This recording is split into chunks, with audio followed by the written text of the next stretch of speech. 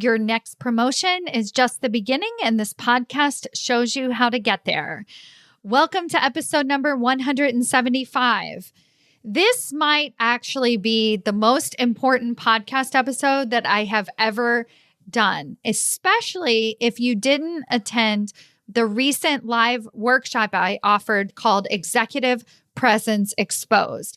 If you are somebody who has ever been told that you needed more executive presence if you wanted to get promoted, or maybe you've even told yourself that, in this episode, I am explaining exactly what executive presence means and how you can get more of it this week. Listen on. Welcome to Women Changing Leadership. I am your host, Stacy Mayer, and I teach you how to get promoted, get paid, and bring your whole self to the leadership table. I am on a mission to change organizations from the C-suite out, because women are the new face of leadership, and we are doing it on our terms. Hello, corporate badasses. Welcome to another episode of Women Changing Leadership. I am your host, Stacy Mayer, and super excited, as always, to be here with you again this week. So recently, I offered a series of workshops to my email list. So basically, anyone who's on my email list got invited to attend these workshops for free. And these were interactive workshops where I answered your coaching questions and talked to you about what you needed to do to create more executive presence and really to use that to your advantage so that you could get pretty much anything you want out of your career. So if you want to have that voice at the table, if you want to be promoted, if you want to have more work-life balance, whatever that might be for you, if you start to understand how to create that level of executive presence, then you're going to have more opportunities come your way. Now, before I get into the episode today and sharing with you some of the things that I learned delivering this workshop and some of the tips that I gave the women who attended the workshop, I want to invite you to join my email list if you're not already on it. My emails alone, similar to this podcast, have been known to give you the tools to get promoted. So if you're listening to this podcast and you're not already on my email list, then run, don't walk to sign up for that. I talk about different things than I talk about here on my podcast. And I also deliver a higher level of content to you because we have an interactive exchange. You can email me back. I might ask you questions. I'm going to provide other opportunities for you to connect with my team, to connect with me personally, and invitations to workshops like the one I did a couple of weeks ago called Executive Presence Exposed. So the reason that I titled the workshop Executive Presence Exposed is because if you are somebody that has ever been told that you needed more quote unquote executive presence to have success, so to get that promotion or that next level opportunity, and you have zero idea of what that means, you are not alone. And I laugh when I say that because a lot of times what happens is when we're given the feedback that you need more executive presence, we're not given the follow-up, which is, what is that exactly? And how do I get more of it? We have some inkling of what that means, but really inside of executive ahead of time, I've fostered an environment that is working on getting more executive presence, AKA becoming the executive ahead of time over and over and over and over again. So I have been perfecting this process of quote unquote executive presence for many, many years now. And only recently have I decided that it needs to be exposed. Now, I've always decided that it needed to be shared. That's what my book, Promotions Made Easy, is also all about. But this idea of exposing executive presence is a little bit of a different take on it, and it matters.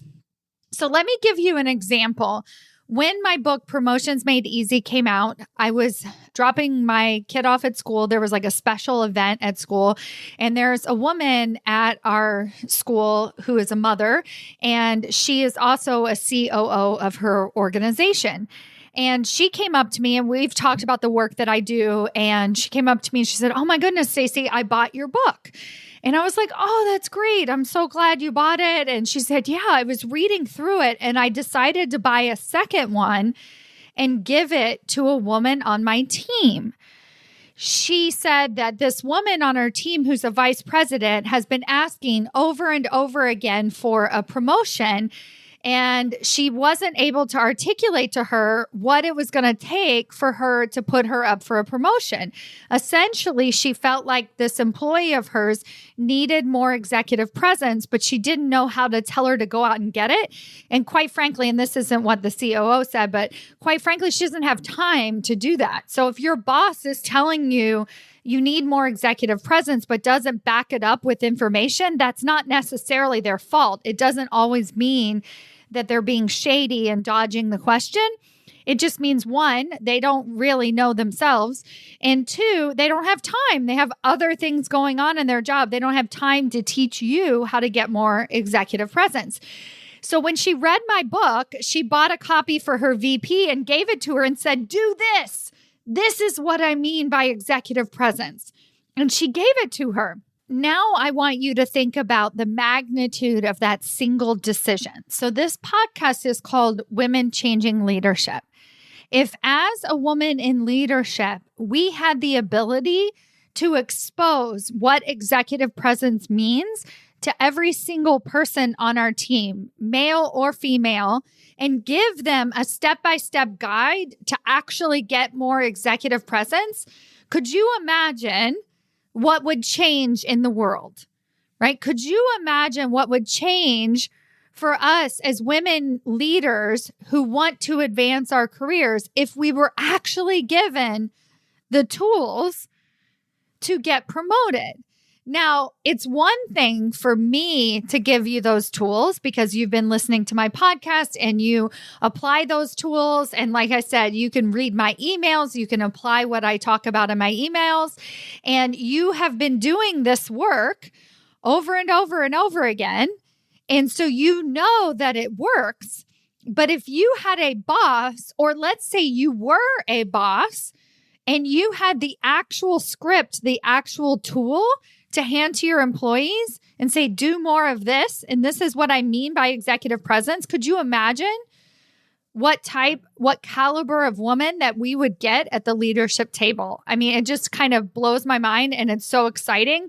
It makes this work that I'm doing so much bigger than just little old me. So, executive presence exposed. In today's podcast episode, I'm also going to share with you some of what I talked about in that live workshop. And just side note, I'm probably going to be offering some more of these, and they are so good. And it's so important that you show up live and interact with me to get the most out of it. So definitely go to stacymayer.com/email to sign up for my email list. stacymayer.com/email, and we'll also link to that in the show notes. Now, traditionally, executive presence has been defined very close to charisma, right? It's something that you either have or you don't. You can sort of learn it, but some people just got it and some people don't, right? And that's why when we're given the feedback, have more executive presence, what that person is also telling us is you just don't have it. You're just not ready yet. And you need to fix yourself. If we leave it at that, those two words. So if my friend, the COO, just said to her employee, "You need to get more executive presence," but doesn't give her the tools to do that, then she's sort of leaving it in this ambiguous place of like, you just need to be better. Right? And that's really hard for anybody to do. And so my goal is to break it down so that you can really understand. So the first thing I want to do is change the words executive presence into what I really believe they're talking about when they say you need more executive presence. What they mean is you need to think and communicate like an executive leader.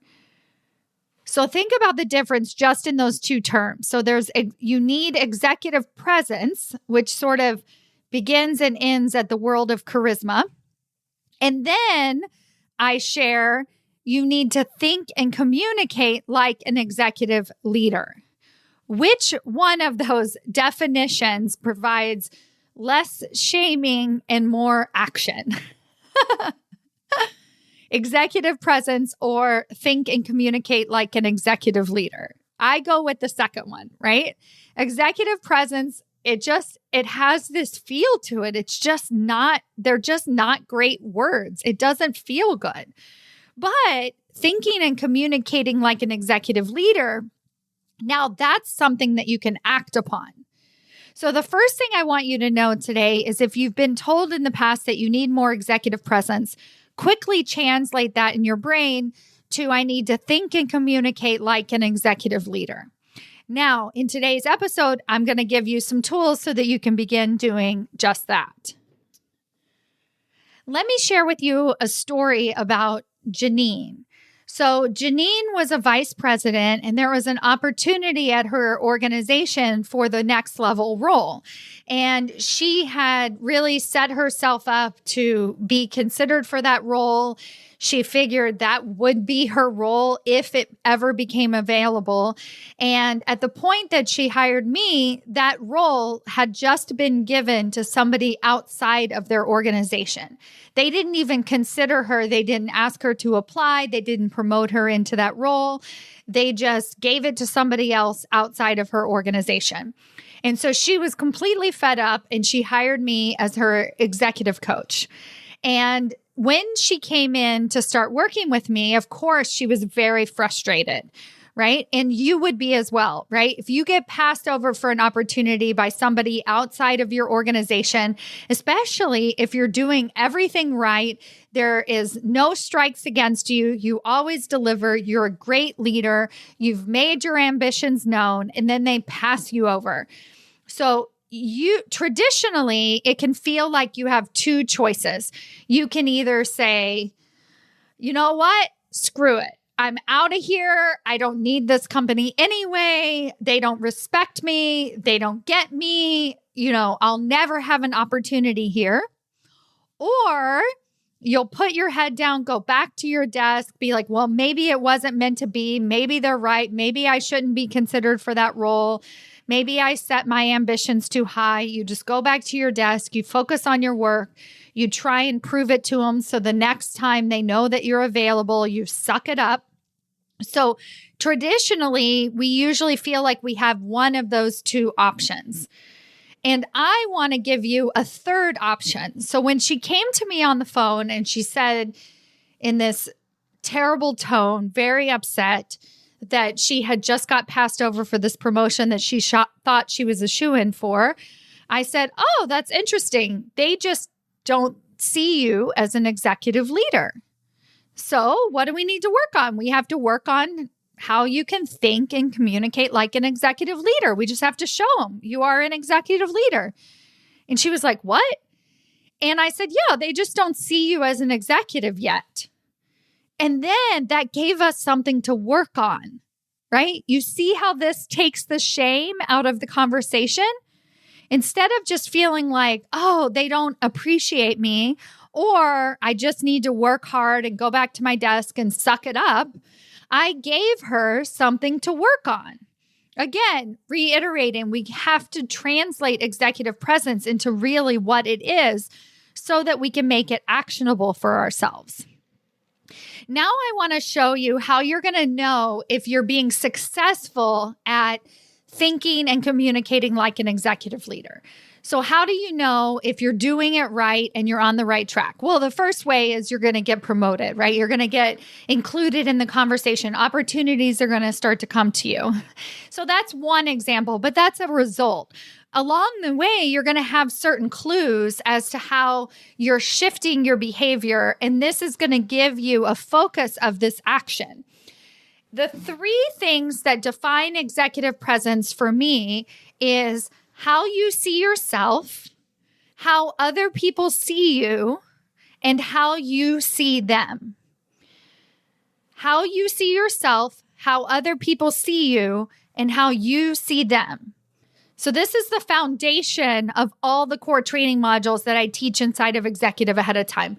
We are working on all three of these pieces simultaneously. And I'm going to break it down a little bit for you today. But what I want to point out first of all is most of us see executive presence as how other people see us. We focus on that middle piece. So when you first think about what is executive presence, most people go to executive communication, how they look physically, how they communicate, right? How other people see them physically.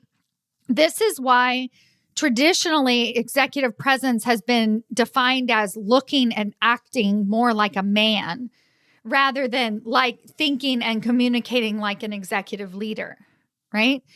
And so when we take on that attitude, we might have certain levels of success. We might get that promotion because we modulate our voice, or we speak up more, or we assert ourselves, or we're more ambitious, or we take credit for our work, whatever those masculine qualities might be. But then once we get on the other side, we're not so happy with ourselves, right? We don't really have any work-life balance. We don't have any allies. We don't have any connections. We're not really sure if we're ready or even want the role. And so all of these other problems come up against that. And then we start to doubt ourselves and we feel like, well, maybe I was too ambitious. I never should have gone for this in the first place. And that's because as a woman, we care. We care about perception and we care about the work that we're doing.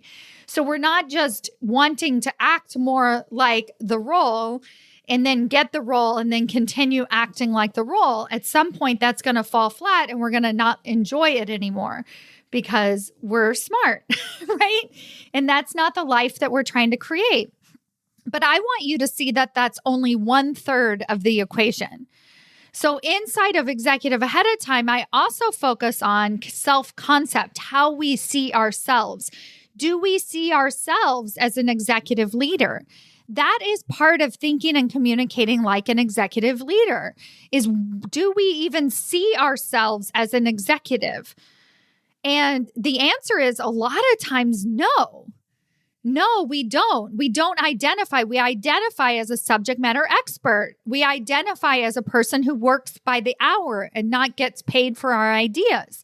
Why is that? Not because we're not capable of the next level, but we just haven't spent a lot of time there.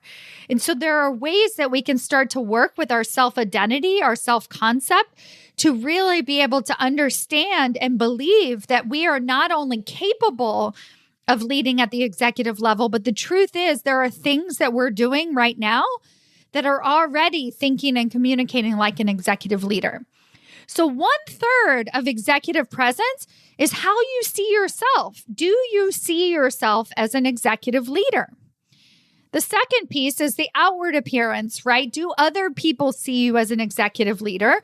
That's where you spend most of your time and energy when you start to think about executive presence. And the third piece is how you see other people at your organization. Again, this is 1/3 of the equation. When you're trying to create more executive presence, you need to spend attention on equal parts of all three of these things. Otherwise, you're not going to bring your whole self to the leadership table. So the third piece is how you see other people. And one of the concepts that I teach is called 15-minute ally meetings, which means you're going to meet with all of the executive team, various different leaders at your organization, really getting to know them peer to peer so that you take away that pedestal that you have so many leaders at your organization on, that you can't speak with them openly, that you only call on them in times of need, that you're stepping on your boss's toes if you talk to his boss, that you don't really need allies, you just need to get along with your peers, that your boss is the only person who's in charge of your career. And so what I do with 15-minute ally meetings is I break that concept apart so that we understand that even the CEO of our organization is a person, right? Is your equal. And now we're going full circle again, because if you believe in how you see other leaders as your organization, as your peer, as your equal, then your self-concept starts to rise and you believe and you understand and you can communicate the ways that you already are acting like an executive leader. And then you go into the second phase, which is that outward executive communication. Are you communicating like an executive leader? Right? You see how this works? So it's all three pieces at the same time. An inside executive ahead of time, which, by the way, if you're not in there, please get in there. I am running a special for 2023 where I'm offering these really small, intimate coaching sessions that you get to schedule on your own time. And it's been an absolutely tremendous way for people to get in front of me and get really direct coaching and very honest feedback from me in real time so that they can begin applying what I'm teaching immediately. So join us in 2023 if you can at all make it possible. It's lifetime membership. So join now, take advantage of these strategy sessions, and then you'll still be in with us next year and the year after that and the year after that. Anyway, side note, get into executive ahead of time. So I want to talk to this whole piece about the executive communication piece. And when I did the workshop last week, I asked leaders like how they defined executive presence. What were some of the ways, like some of the things that they've been told that they needed to work on more and if they wanted to be promoted. And some of the things that they shared with us were to be confident enough to speak up in meetings with other executives, speak slower, speak up more, think big picture, be strategic, don't be too nice. Oh, this person has been told that she's been too direct, too aggressive, speak up more, sell yourself. So just in these last two comments, which is I'm too aggressive and direct and speak up more, sell yourself, you can see the double bind dilemma. So what the double bind dilemma is as a basically, long story short, as a woman, you can't win, right? That's basically what it means. If we speak up more, then we're seen as too aggressive. If we sell ourselves, then we're seen as too ambitious. So the tip that I want to give you today as we tie up this conversation is to find that place in the middle. And I think that is where traditional women's leadership books and tools has really failed us as women leaders, is that they're not teaching that middle way. They're taking us from one extreme, which is that we're too nice, and they're making us be more aggressive, but they're not teaching us how to be somewhere in the middle. So let me just take that example of not being too nice. Because I know that for so many of you, the idea of being seen as too aggressive is worse than not getting the promotion. And I want to say that again. The idea of not being nice and not being perceived as a kind-hearted person is worse than not getting a promotion. So we will give up the title if that means that we need to be more aggressive. Why? Because we're amazing, because we're awesome women, because we get what it means to be kind-hearted, compassionate individuals. And I want you to know that I have no desire to get you promoted by being more aggressive, right? I don't want you to get to the C-suite and be an asshole. Like, who wants more of that in leadership? So this idea that we need to be more aggressive or we need to be less nice is a bunch of BS. Like, if we do that, we're creating a leadership table that sucks. So what I teach is the middle way, the way in the middle that keeps us from being too aggressive but doesn't take away our niceness. And so what does that look like? First of all, it looks at the too nice comment and it asks the question, what does that mean in terms of thinking and communicating like an executive leader? Why is being too nice not, quote unquote, executive presence? Why is being too nice not having executive presence? And the first thing I want to tell you is that it's not executive presence. Being too nice is not executive presence. Being aggressive is also not executive presence, but it is being more like a man. And so I think that's why in traditional women's leadership books, they would offer this idea of speaking up more, asserting ourselves, putting ourselves out there, because at least, at the very least, we would kind of look and act more like the rest of the room. But at the end of the day, it's not being a good executive leader. And like I said, it might lead to promotions, but it's not going to lead to a really great self-concept. And it's not going to lead to having more allies at your organization if people don't like you or they isolate you from the conversation. So we don't want that either. But if we just look at what too nice becomes, if what niceness becomes in terms of executive presence and what aggressiveness becomes in terms of executive presence, and we figure out what that middle way is, now we're thinking and communicating like an executive leader. So what's that middle way, you ask? Showing the executive leadership team that you can do hard things. The middle way between too nice and too aggressive is showing the executive leadership team that you can do hard things. That's it. So back to the story at the beginning of this episode about Janine. So she was actually told that she didn't receive the promotion, one, because she didn't really want it. You don't want that because it's a more aggressive role and you're very nice. That's the information that she was actually shared with her. So of course that pissed her off, right?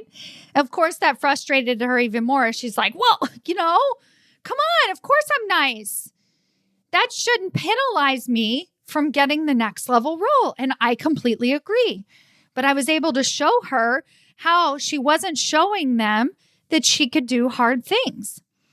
So then I coached her not to be less nice or to be more aggressive, but to show her executive leadership team that she could do hard things. How did we do that? Through our executive communication.